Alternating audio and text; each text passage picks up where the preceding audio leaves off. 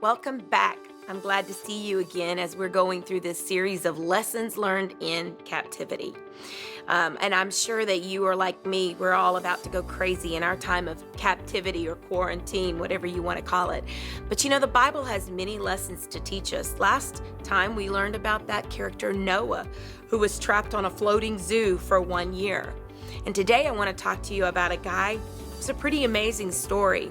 If you want to call it, instead of a rags to riches, it might have been a riches to rags story. Let's talk about Moses, the guy who grew up in the palace, but finds himself in quarantine on the backside of the desert, not for 1 year like Noah, but for 40 years. Can you imagine being in quarantine for 40 years? Some of us are going nuts and it's only been about a month. Can you imagine what he was dealing with? But you know what? There are some lessons that we can learn from Moses during his time of captivity. The number one lesson we learned from Moses is you can be fruitful in captivity. Moses, when he left Egypt, was a single man. But when he was found in that time of captivity, God brought to him a wife and children, which is symbolic of bearing fruit. This doesn't have to be a time in your life which is empty and shows nothing for it. So I want to challenge you that this time in captivity or quarantine doesn't have to be a time to be barren, but you can be fruitful.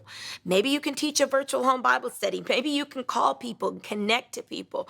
Maybe you can put out devotionals like this. You can be fruitful even in this time, just like Moses was. The number two lesson we learned from Moses during this time of captivity is simply this: bushes burn when there's no one around to put them out.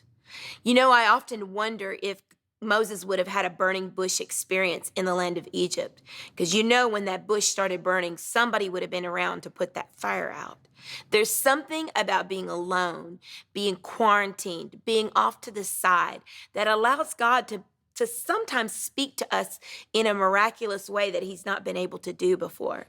So I would challenge you where you're sitting right now. Look around. Maybe God has a burning bush that you haven't noticed yet, but there's no one to put out the fire. So if you pay attention, you can experience something and hear something from God that you may not could have when you weren't in captivity. The number three lesson we can learn from Moses in captivity is God will be able to tell us what he thinks about us.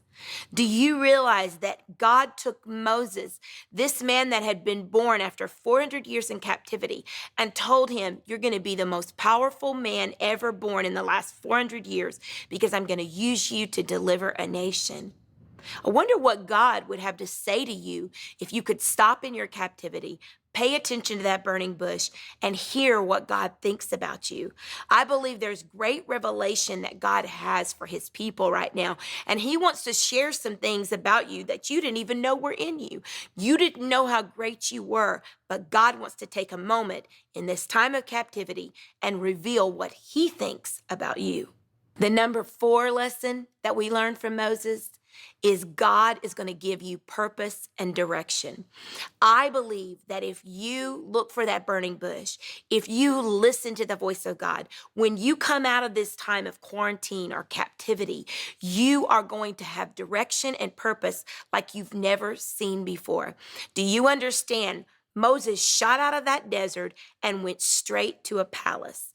God took him from a wilderness desert to the palace of Egypt.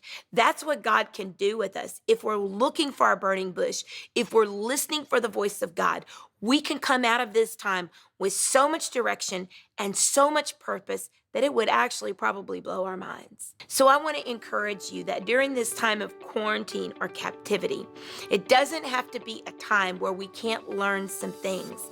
And I'm glad you joined me today and you heard the lessons learned from the life of Moses in our Lessons Learned from Captivity series. And I'll see you next time.